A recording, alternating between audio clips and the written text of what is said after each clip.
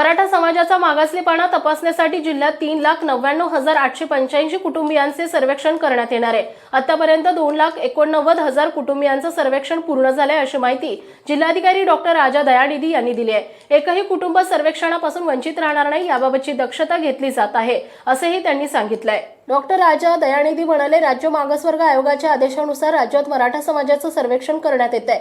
जिल्ह्यात 5,000 प्रगणांची नेमणूक केली असून त्यांच्यामार्फत सर्वेक्षणाचं काम सुरू आहे। प्रारंभी ॲपमध्ये तांत्रिक अडचणी निर्माण झाल्या होत्या, मात्र सध्या काम गतीनं सुरू आहे। जिल्ह्यातील 3,99,885 कुटुंबांचं सर्वेक्षण करावे लागणार आहे।